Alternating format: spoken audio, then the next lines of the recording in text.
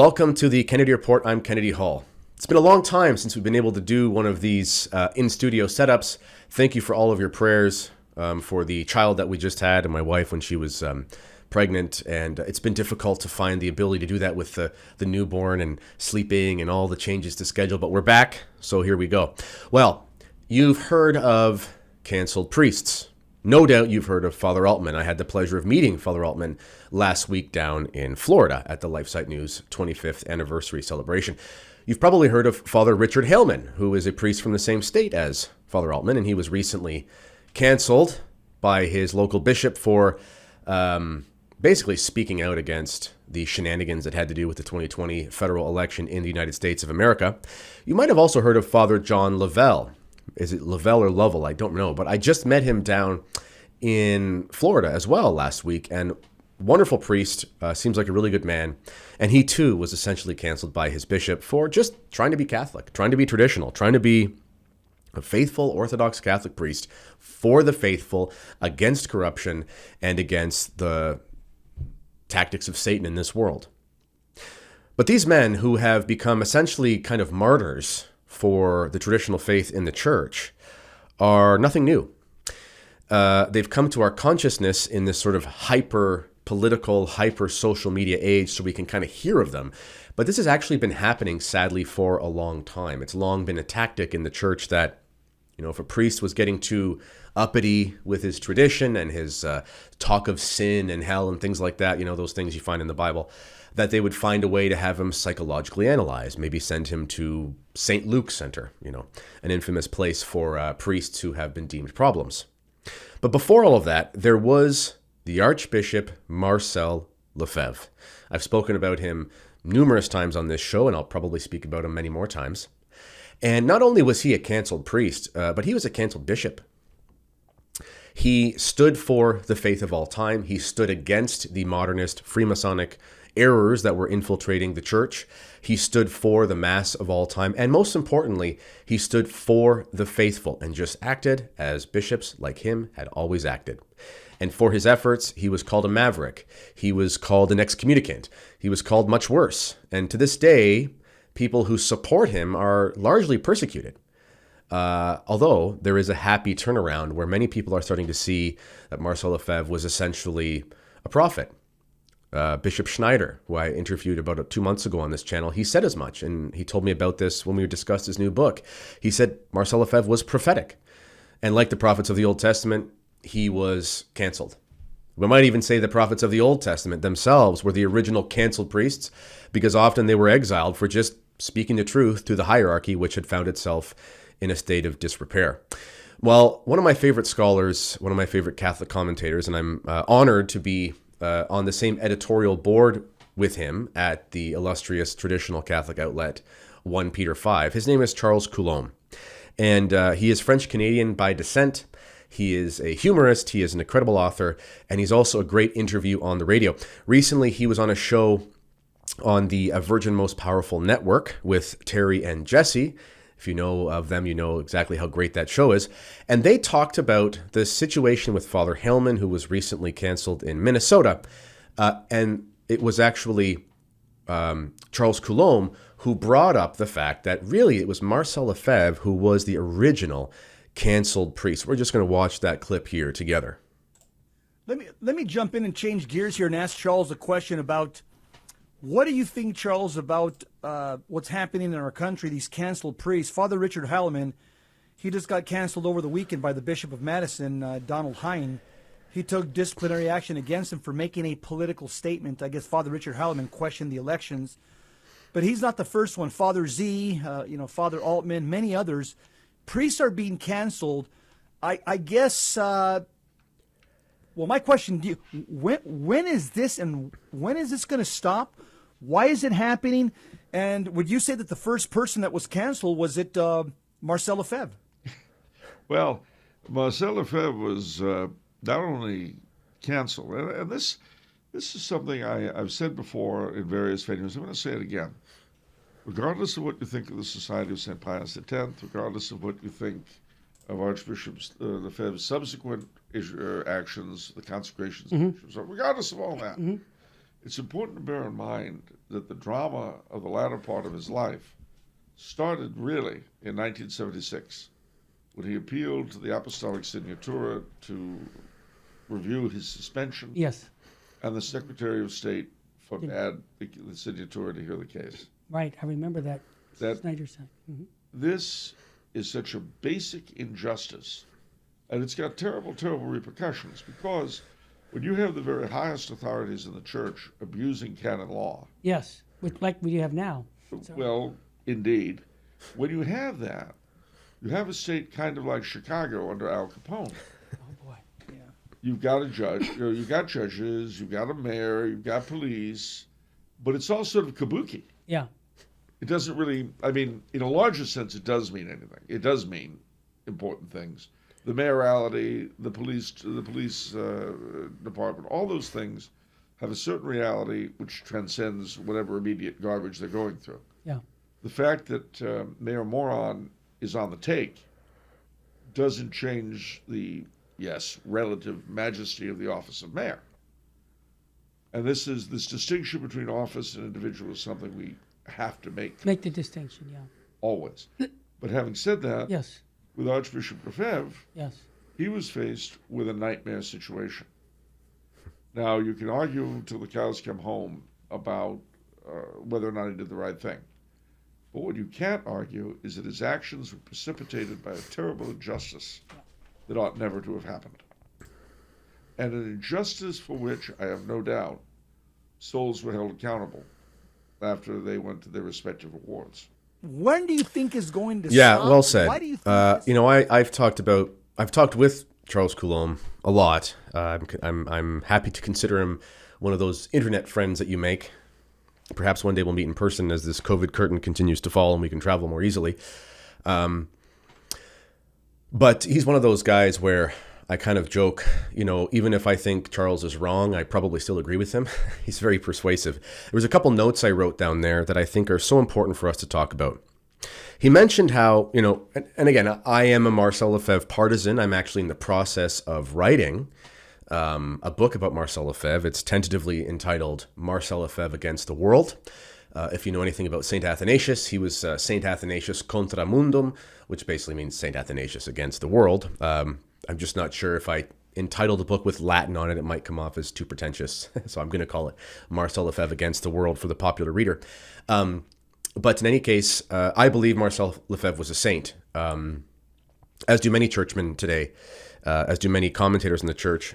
And many have changed their mind on it as they've started to realize that we're going through the situation. And the reason is, and Charles makes this, and I wrote down this note here, I didn't want to forget.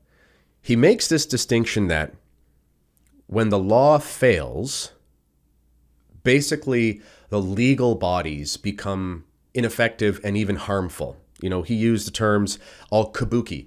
So he used the example of Chicago with Al Capone. There were mayors, there were police and so forth, but they stopped performing their functions. So here's the thing about law, and even law in the church. And this is why the canceled priests, like Father Altman and so forth, need to be supported, because they're the victims of bad law. Now, people will disagree with me and they'll say, you take vows as a religious, as a priest, as a nun, whatever, to sort of do whatever your superior says. That's not actually true. In some cases it is. But it depends if you're cloistered, it depends if you're a brother, it depends if you're in a monastery, it depends if you have a parish, it depends if you're a missionary, it depends if you're a bishop. There's lots of different things, and you have to use your reason, and you have to understand that the highest law, which is the salvation of souls, always has to be taken into account. So if we go back to this idea of the law becoming kabuki, as Charles Coulombe says, he talks about that when the law fails, you have this problem. So at this point, you have to appeal to the highest law. Now, in the church, the highest law is the salvation of souls. So there is no canon law that can get in the way of the highest law, because the canon law is just human law. Now, canon law can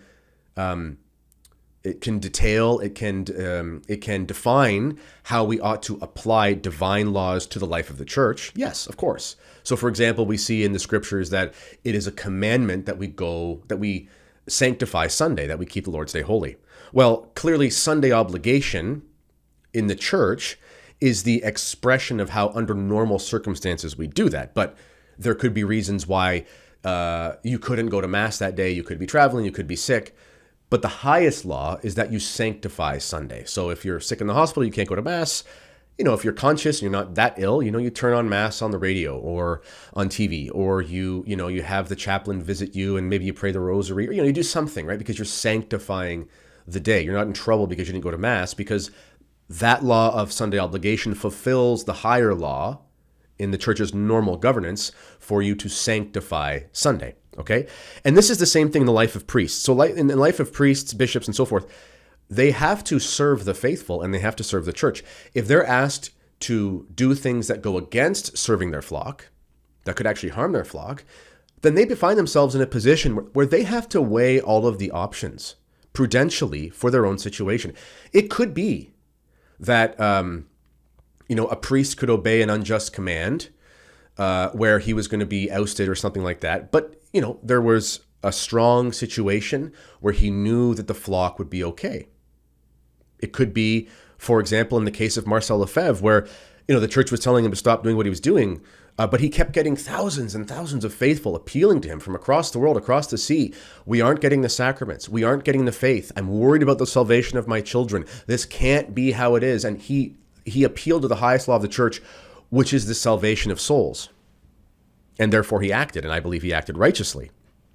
Just as it is in the Old Testament, the prophets of the church are often persecuted. And in fact, they almost always are. I mean, look at the lives of the various prophets of the Old Testament. The priests of the law, the high priest. I mean, look what happened to Christ. We often forget. Christ was persecuted by the high priest, by the sort of pope of the time. And you might say, well, Christ obeyed and he went to his crucifixion. Well, sort of. He eventually was captured by force and was crucified. And obviously he went to his death. And there have been many saints who have done that. But there was a lot of time where he was acting in a way that was very illicit.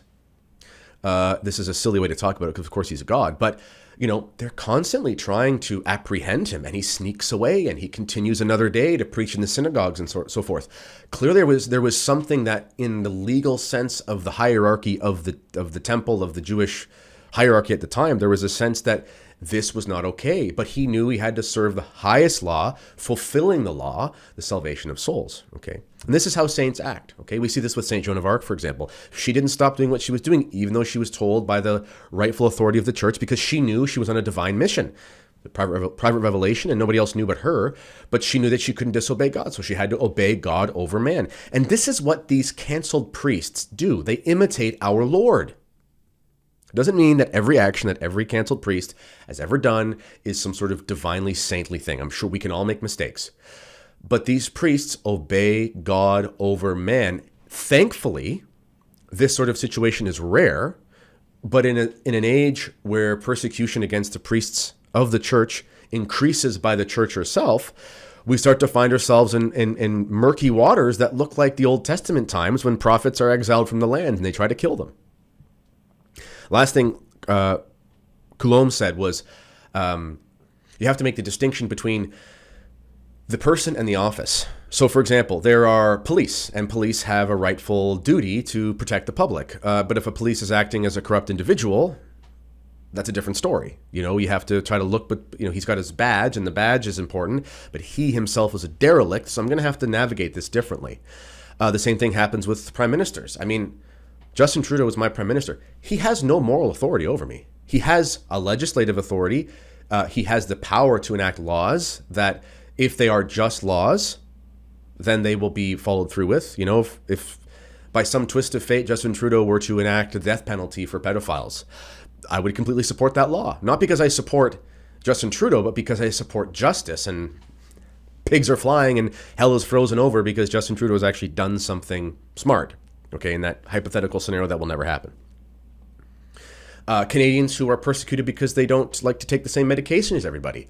They've had to find creative ways to navigate this very unjust system of which there is no right for the government, although duly elected officials in their offices and so forth, but they have no right to persecute in this way because it's unjust, it's unlawful, there's no basis for it. There's no basis in the natural law, there's no basis, okay?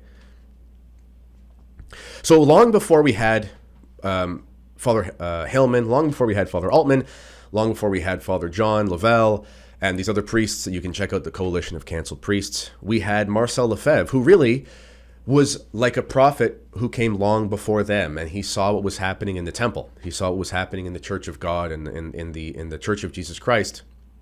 And he said to himself, this cannot stand. The faithful are at risk. I have to act because I'm not going to stand before God at the end of my life. And I'm not going to say, I did nothing. I aided in the destruction of your church. And this is the mentality of these canceled priests, is that they're willing to have their lives sacrificed. They're willing to be maligned. Look what's happening to these canceled priests. They have an important ministry. But these men who love God, who love the church, who love their faithful, they're kicked out of their parishes. And they do their best to go around celebrating Mass and hearing confessions. And I saw Father Altman at the conference down in Florida, standing on his feet at the back of the ballroom. He probably talked to every single person out of the 700 people present, and he probably heard 100 confessions within a 3 or 4 hour span of just talking to everybody. So, these men, they do have a heart for souls. But they're treated unjustly. So they carry on for the salvation of souls because they're not going to stand before God at the end of their life and say, yeah, I was canceled, so I just looked around and I saw desolation and an abomination of desolation in the parishes and things, and I thought, well, my bishop told me not to hear their confession, so I guess I'm just going to have to sit on the sideline. Someone might disagree with me, but I think that these priests are completely just in what they do. The highest law of the church is the salvation of souls, and any law that gets in the way of that, any juridical action that gets in the way of that, goes against the reason the church exists. And if you go against the reason the church exists, then you, my friend, are on the wrong side of history. So, support the canceled priests.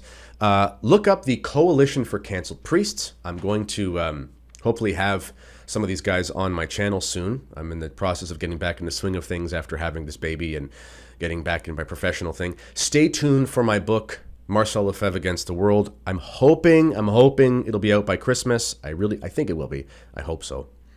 So that might be an interesting Christmas gift. Please visit our website, thekennedyreport.com. You can find the links for that in the description. Thank you for all of your support. Please like this video. Please subscribe to this channel. And if you'd like to help us, you can donate. That would be really helpful. Help us to continue getting better equipment and getting out more videos. And subscribe to make sure you get notifications when we go live, which we do pretty often now. This has been the Kennedy Report, and until next time, God bless.